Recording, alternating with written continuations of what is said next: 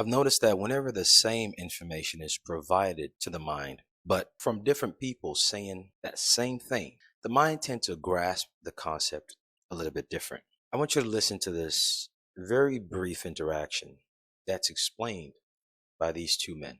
This same thing is what's been emphasized in this page in many different ways. In several other places, most people are different types of learners. They don't really like the toil of reading the black and white and speaking with people. They just rather have other people tell them, hey, this is what it is. Even though I slightly discourage that, because the toil, mental toil, is something no one can ever abscond, no matter how hard you try.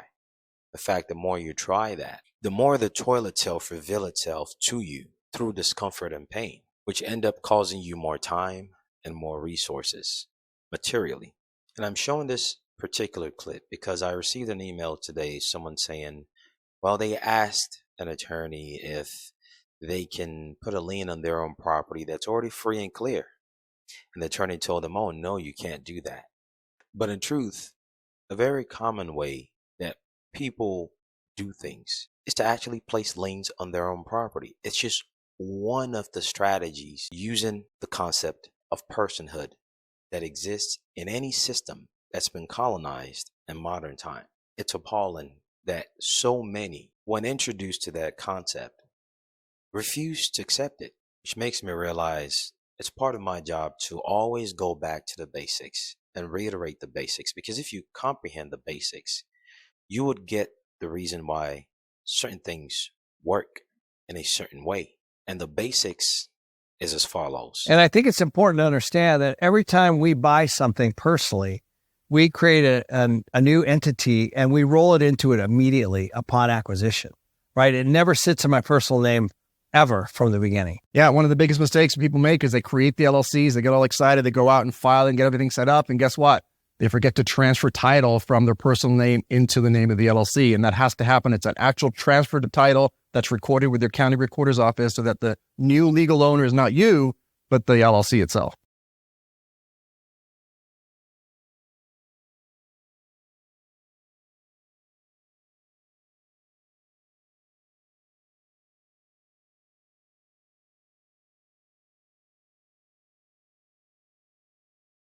But as basic as that was, many people will still misinterpret it based on the more popular concept that it's all right not to own anything.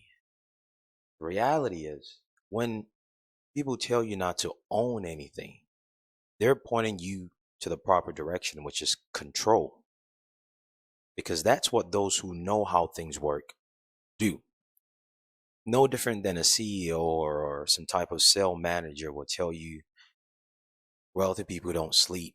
That's a lie, because wealthy people can afford to oversleep because they know how money works and they know how to leverage time and other people's effort by using a system and a team. So when the concept of don't own anything is given to you, don't misinterpret it. So when people get introduced to the concept of not owning anything, realize that the key is to control it.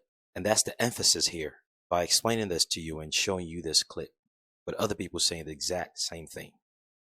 Again, I want to emphasize, don't misconstrue lack of personal ownership by using the power of personhood, where fiction is considered person on pen and paper, so long as it's done in good faith and you'll organize the hierarchy properly.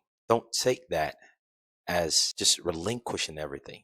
There's a fine tendency for people to be extreme in their state of minds. So I find it necessary to provide this caveat. Own nothing, but control it. That's the key.